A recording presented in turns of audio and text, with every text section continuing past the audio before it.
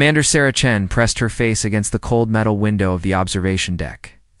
Her breath made small clouds on the glass as she watched the refugee ships move slowly through space. Hundreds of small vessels filled with families who had lost everything. They were running from their homes, just like she had 15 years ago.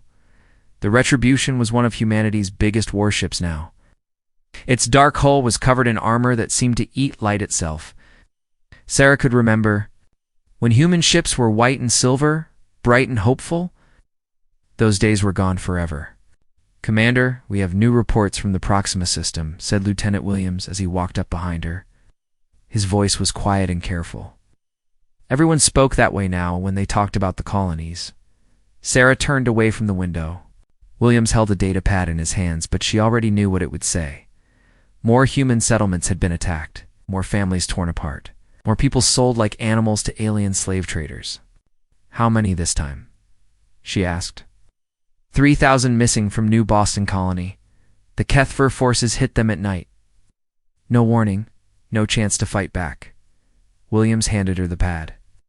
"The Triumvirate Alliance claims it was a pirate attack, but we know better." Sarah looked at the numbers on the screen. 3,000 more humans gone. 3,000 more reasons why the galaxy would pay for what they had done 15 years ago.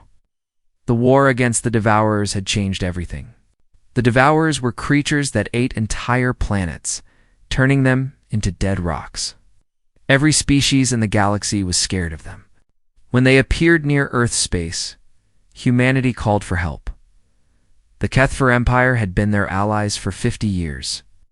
They promised to fight beside humanity until the end. The Crystalline Hegemony said their fleets would protect human colonies. The Valeri Confederacy swore their warriors would die before they let the Devourers reach Earth. Sarah had been a young officer then, serving on the cruiser Hope's Light. She believed in the Alliance.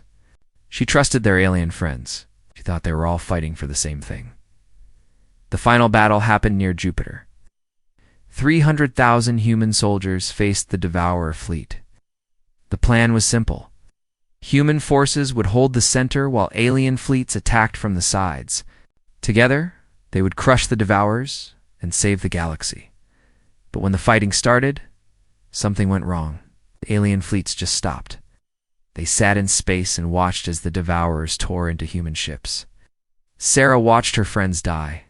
While their so-called allies did nothing, then came the message that changed everything.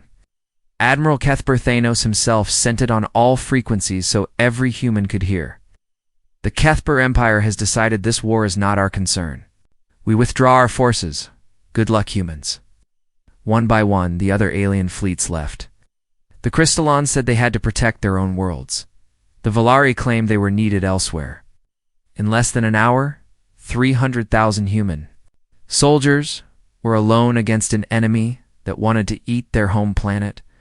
Sarah's ship was one of the last to escape. She watched the Hope's Light die along with most of the human fleet.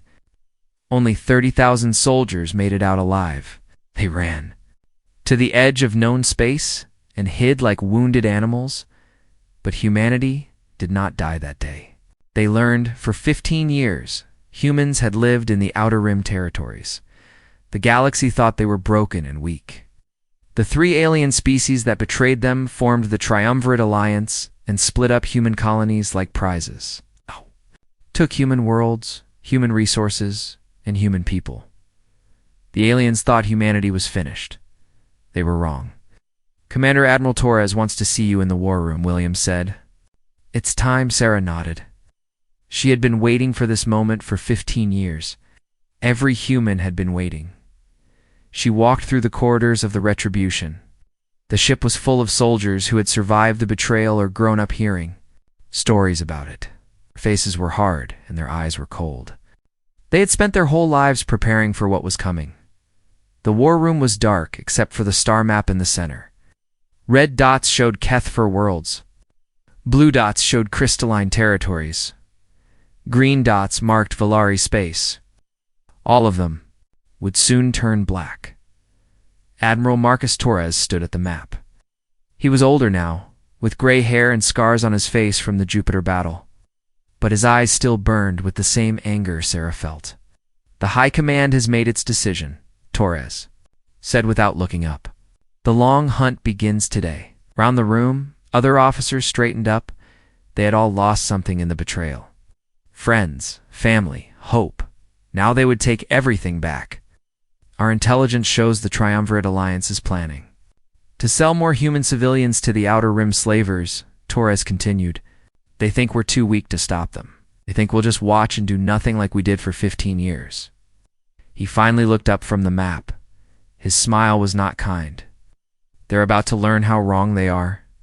Humanity spent 15 years in the dark, but we weren't hiding. We were growing. We were changing. We were becoming something they never imagined.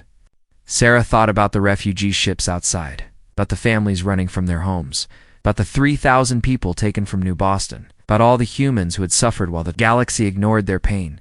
The betrayal had taught humanity an important lesson. In this galaxy, mercy was weakness. Trust was a luxury they could not afford. The only thing that mattered was power. The Kethver Empire dies first, Torres said. Then the Crystallans, then the Volari, going to show the galaxy what happens. When you leave humanity to die? Sarah smiled for the first time in months. The hunt was finally beginning. The Kethver patrol ship Wind Dancer moved slowly through the empty space at the edge of their territory. Captain Kethver Zolan was bored. Nothing ever happened out here in the dark between stars. His crew of 12 spent most of their time playing games or sleeping. Captain, we're getting some strange readings, said his sensor officer. Something big is moving out there, but I can't see it clearly. Zolan walked over to look at the screens. The sensors showed shadows and hints of movement, but nothing solid. It was like trying to see through thick fog. Probably just space rocks, he said. This area is full of junk. He was wrong. 3 light-years away, Admiral Marcus Torres stood on the bridge of the human dreadnought Retribution. Round him in the darkness of space, 50 human warships waited like hungry wolves. Their black hulls made them almost invisible. Against the stars, all ships report ready, Admiral said as communications officer. Stealth systems are working perfectly. The Kethver can't see us until we want them to. Torres nodded. 15 years of hiding in the Outer Rim had given humanity time to build new weapons, time to create new ships, time to become something the galaxy had never seen before. The human ships were nothing like the old white and silver vessels from before the betrayal. These new ships were built for war and nothing else. Their hulls absorbed light and sensor beams. Their engines ran silent. Their weapons could punch through any known armor. Begin the attack, Torres ordered. The human fleet moved forward like ghosts in the night. They had studied Kethver patrol routes for months. They knew exactly where every ship would be. They knew which planets had the biggest military bases. They knew where the Kethvar kept their weapons and supplies. On the Wind Dancer, Zvolan was still trying to figure out what his sensors were seeing when the first kinetic round hit his ship. The metal slug was moving so fast it went through his shields like they were made of paper. It tore through the hull and exploded inside the engine room. What was that? Zolan shouted as his ship shook and lights went out all over the bridge. Unknown weapons fire! His officer yelled back. Still can't see who's shooting at us. The second round hit the bridge directly. Zolan and his crew died without ever seeing. Their attackers died all across the border.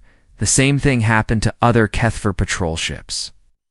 Human vessels appeared from nowhere, fired their weapons, and disappeared again before anyone could fight back. In less than an hour, 30 Kethver ships were destroyed.